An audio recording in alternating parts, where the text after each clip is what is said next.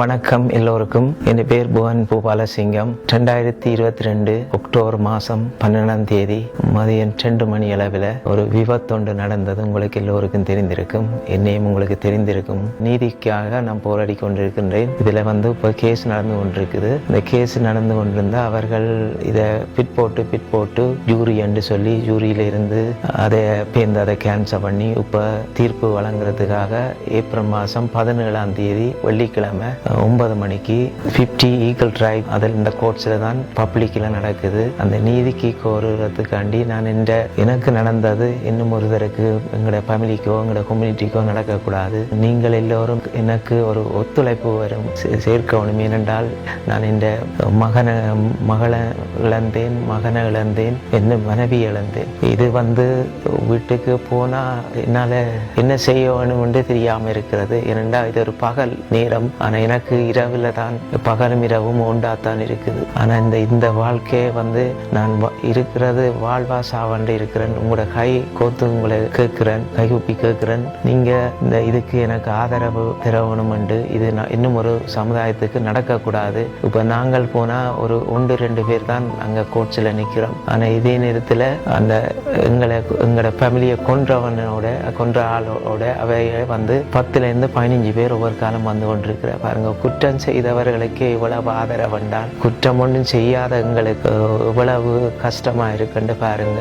உங்களுக்கு தெரிந்திருக்கும், நான் எல்லா பொது இதுகளிலேயும் கலந்து கொள்றேன். நான் கூடுதலான எங்களோட கம்யூனிட்டிக்கு தெரியும் இன மொழி வேறுபாடு என்று நான் இந்த கம்யூனிட்டி வேலை செய்கிறேன். நான் எங்களோட விபத்து நடந்திருந்து 200 மீட்டர்ல தான் என் வீடு இருக்கு. அந்த வீதியே நான் மகனின் நடுகளும் முந்தியே சுத்தம் செய்கிறேன். நாங்கள் உப்பவும் செய்து கொண்டு தான் இருக்கிறோம். ஆனா இந்த இது எனக்கு ஒரு பெரிய இழப்பு. ஆனா இதை நீங்கள் இந்த 17ஆம் தேதி ஏப்ரல் மாதம் இது என்ன நடக்குதுன்னு நீங்க பார்த்தீங்கன்னா அதே நேரத்தில் தீர்ப்பு ஒரு நீதியான தீர்ப்பு வரும். இந்த நீதிக்காண்டி தான் நான் உங்கள்கிட்ட கேட்கிறேன். காசோ பணமோ கேட்கவில்லை. இந்த நீதியை எனக்கு ஒரு நல்ல தீர்ப்பா இருக்கணும் என்று. இது என்று பாதிக்கப்பட்ட நாங்கள் அதே நேரத்தில் நீங்க வந்தீங்கன்றால் கோர்ட்ஸுக்குள்ள விராட்டியும் பரவாயில்லை, வெளியில நின்று ஆதரவு தெரிவிச்சாவே இது ஒரு வன்முறை இல்லை. இது நீதியை கேட்கறதுக்காண்டி தான் நிக்கிறோம். நீங்க அந்த இதுக்கு இணைந்து கொண்டிருங்கண்டா எங்கட கம்யூனிட்டிக்கும் ஒரு சப்போர்ட்டா இருக்கும். எனக்கும் இந்த ஒரு இறக்கும் போது எனக்கு நிம்மதியா நான் இறந்து போகலாம். இந்த நீதி எங்கள் மக்கள் எல்லாரும் என்னோட இருக்கிறேன். அந்த நீதிக்காக நான் இறக்கும் போது இந்த மனநிறுத்தியோட இந்த உலகத்தை விட்டு போகலாம். நான் உங்களை கைக்கு உப்பு கேட்கிறேன். நீங்க 17ஆம் தேதி இந்த கோர்ட்ஸுக்கு நீங்க ஆதரவு தெரிவிக்கணும் என்று கேட்கிறேன். ஏதாலும் குற்றம் குறை இருந்தா மன்னிச்சு கொள்ளுங்கள். இது இந்த இழப்பு என்னால தாங்க முடியாம இருக்கின்றது. கடந்த 3.5 வருடமாக நித்திரையே இல்லாம இருக்கின்றேன். எப்படி இருந்த நான் இப்போ 36 வருடம் கனடாவுக்கு வேலை என்று இருந்து பணத்தை சம்பாதித்த ஒழிய ஒரு எனக்காண்டி ஒரு சந்தோஷத்தையோ இந்த பிள்ளைகளோ வைஃபுக்காண்டி ஒரு சந்தோஷ இடங்களுக்கோ கூட்டிக்கொண்டு போயில. கனடாவில் உலகாலம் இருக்கிறோம். பணத்தை தேடினது ஒழிய எங்களோட வாழ்க்கையை துளைச்சி போட்டு இப்ப நிக்கிறேன். எல்லா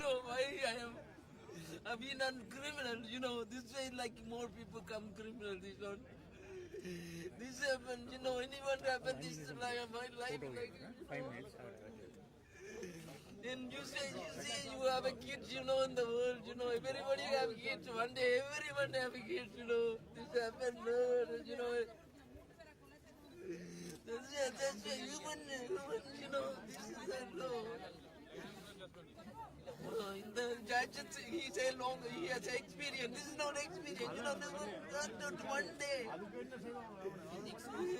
This is no experience, no. This is I know this is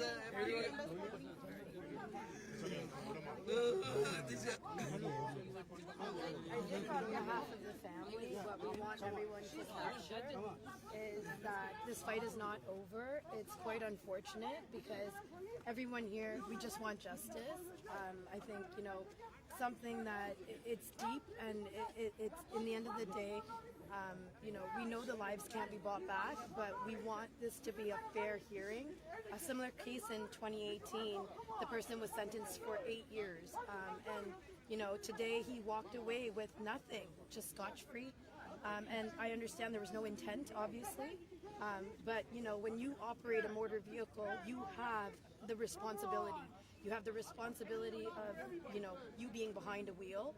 And there needs to be some sort of accountability. And if there's no accountability, that's all he wants, accountability to be held and justice to be served. I really think this is quite unfair, and I think the verdict is a bit unfair. And so, you know, this fight is not over for us or the family, and the federal court, I'm hoping, would take this case. You're hoping to appeal, you're saying? Absolutely.